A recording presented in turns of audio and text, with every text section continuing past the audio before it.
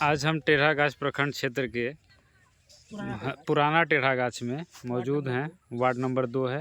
ये भोढ़ा पंचायत का गांव है जो कि कई वर्षों से नदी का कटाव झेल रहा है और यह गांव धीरे धीरे कटाव की समस्या से ही सीमित होता चला जा रहा है और कई घर इसमें विलीन भी हुए हैं।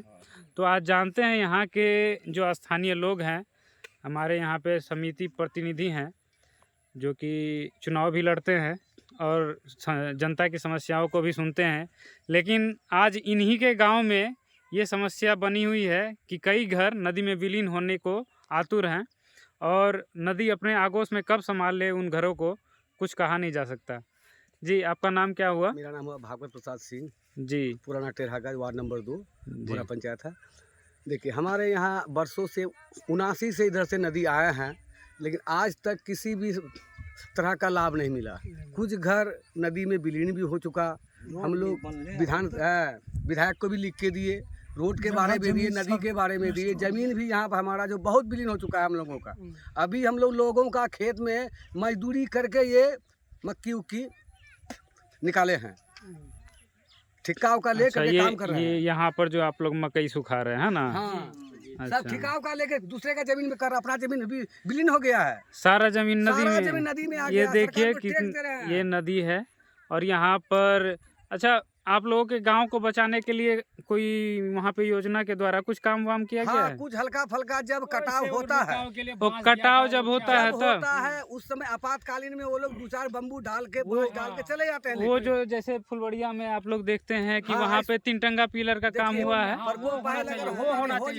वो असल में कहाँ होना चाहिए था? यहाँ हम लोग का यहाँ नजदीक में है नदी, हम लोग का गाँव। अच्छा, इसके बाद जो वो इलाका दिख रहा है वहाँ पर, वो कौन सा जगह है? अच्छा, वो नेपाल हो जाता है।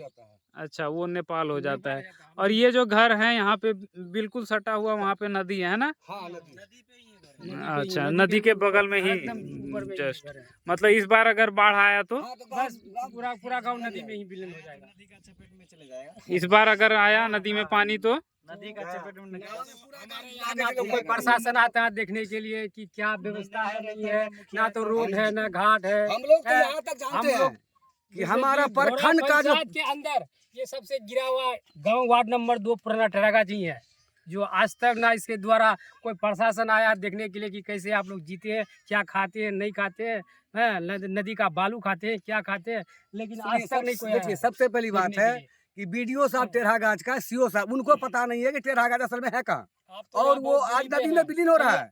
उनका सूद लेने वाला कोई भी नहीं है। गांव के नजदीक जाकर के देखे तो आपको पता चलेगा कि गांव देखिए नदी के एकदम ऊपर में ही है, नदी के बिल्कुल 1-2 घर कट भी चुका है, 1-2 घर नदी में नाम का टेढ़ागाछ।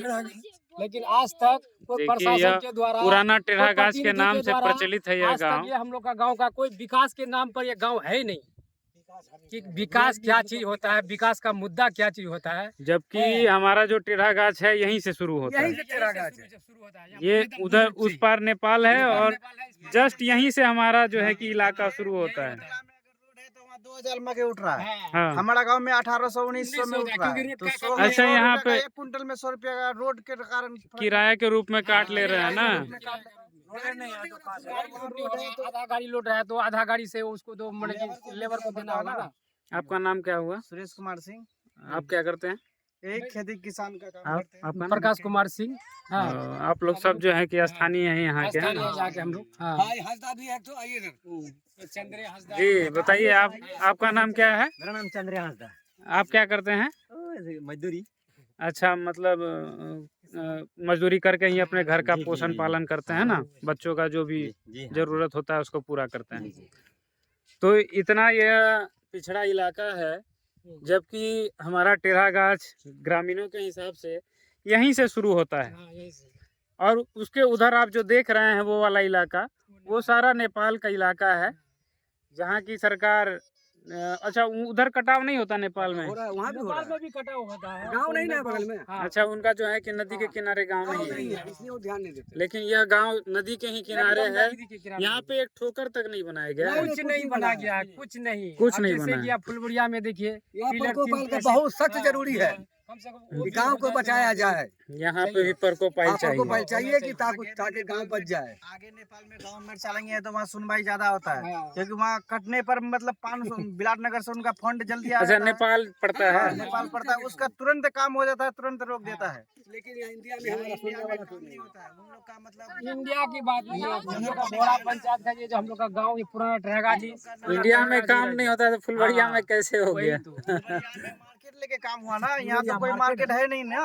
अच्छा, यहाँ से सरकार को कोई राजस्व यहाँ नहीं से- मिलता यहाँ है। से कोई मतलब आप लोग जो यहाँ अनाज उगाते हैं तो इसी से तो भारत की जनता खाती है भाई। खाता है तो सरकार नहीं खाते हैं, अनाज नहीं खाते। हाँ, वो लोग अनाज नहीं खाते हैं। वो अनाज से क्या, अनाज की अगर जरूरत होता सरकार को तो रोड सबसे पहले मेरे यहाँ बनता। तो अभी अगर मकई का दाम 2200 है तो हमको मिल रहा है 1700 रुपया। क्यों मिल रहा है? क्यों मिल रहा है? रोड का कमी की वजह ना से। सड़क है, ना फिर नदी से बचाव का कुछ कोई भी नहीं उपाय है। है ना? कोई उपाय नहीं है।